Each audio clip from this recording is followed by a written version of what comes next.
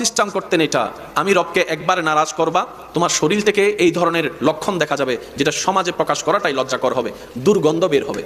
আজকে কেউ কারো পাশে বসতে পারতাম না, হাজার অপরাধ করেও এখনো যে ছায়া তলে বসে আছি রহমতের, এটা রহমানের দরবার বলেই পারছি, আমাদের রব রহিম বলেই পারছি।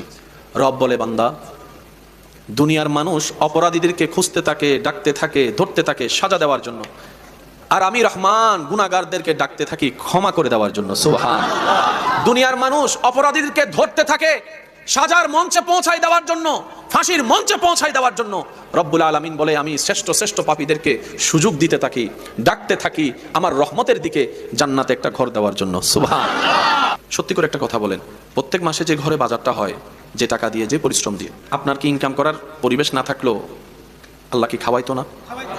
বলেন না, খাবারটা কি আসলে টাকা দিয়ে আসে?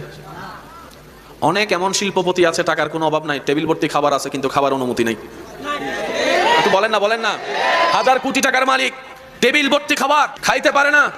স্যার একটু খান, আপনার জন্য রান্না করেছি, বলে যে না ডাক্তার নিষেধ করেছে, এটা খান ডাক্তার নিষেধ করেছে, ওইটা খান ডাক্তার নিষেধ করেছে। খাবার তো সামনে, পেটে ক্ষুধাও আছে, খেতে তো পারে না। টাকা থাকলেই খাওয়া হয় না, রবের ইজাজত লাগে। কথা বলেন ঠিক কিনা? আবার অন্যদিকে দেখেন, টাকা পয়সা তেমন কিছু নাই, নুন দিয়া ভাত দিয়া শাক দিয়া খায়া নাকটাই না ঘুমাইতেছে। অনেকে নরম বিছানায় যে শান্তির ঘুম ঘুমাতে পারে না, এমন অনেক বান্দা আছে রোদের মধ্যে, রিকশার মধ্যে, গাছের ছায়ায় বসে লম্বা ঘুম, নাক টেনে টেনে। আমাদের একটু বুঝটা খোলা দরকার। আমরা মনে করি এগুলা দিয়ে আসে। আপনি বলতে পারেন টাকা দিয়ে সব হয়, আপনি নিজে প্রশ্ন করেন টাকা দিয়ে কিচ্ছু হয় না, কিচ্ছু হয় না, কিচ্ছু হয় না। ওই টাকার ইনকামের উপর যখন রবের রহমত হয়, তখন সেটা দিয়ে অনেক কিছু হয়ে যায়। আপনার অনেক ব্যস্ততা, তারপর আপনি আজানের ডাকে সাড়া দিয়ে নামাজে দাঁড়ায় গেলেন। আপনি মনে করছেন এটা আমার দায়িত্ব, নামাজ পড়া আমার দায়িত্ব, আপনি মনে করছেন পড়তে হবে, না হয় জাহান্নামে যাব, আযাব হবে, আর পড়লে সওয়াব হবে। বেশিরভাগ মানুষের যে চিন্তা, আপনি আপনার ডিউটি পালন করতে নামাজে গেলেন, আপনি জানেনও না আপনার রব আপনার মাথার উপর একজন ফেরেশতা দাঁড় করে দিয়েছেন।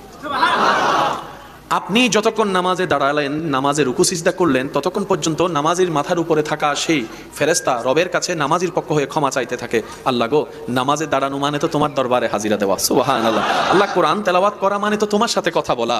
আল্লাহ, রুকু করা মানে তো তোমার দরবারে অহংকারকে মিটিয়ে দিয়ে ঝুঁকিয়ে যাওয়া। আল্লাহ, সিজদা করা মানে আমিত্ব অহংকার সব বিলীন করে নিজেকে পানির সাথে মাটির সাথে মিশাই দিয়ে বান্দা তোমার দরবারে ঝুঁকে যাওয়া। আল্লাহ গো, যে তোমার দরবারে ঝুঁকে সে তো খালি হাতে যেতে পারে না, যে তোমার দরবারে ঝুঁকে সে তো কখনো ব্যর্থ হতে পারে না, যে তোমার দরবারে ঝুঁকে সে তো কখনো জাহান্নামী হতে পারে না। আল্লাহ গো, তোমার দয়ার তো সীমা নাই। সে না বুঝে অনেক ভুল করেছে, বন্ধু বান্ধবের পাল্লায় পড়ে অনেক ভুল করেছে, নিজের নফসের চাহিদাকে মিটাতে গিয়ে অনেক ভুল করেছে। আল্লাহ, তার তো অতীত পাল্টানোর ক্ষমতা নাই, তুমি চাইলে তো তার অতীত পাল্টাই দিতে পারো।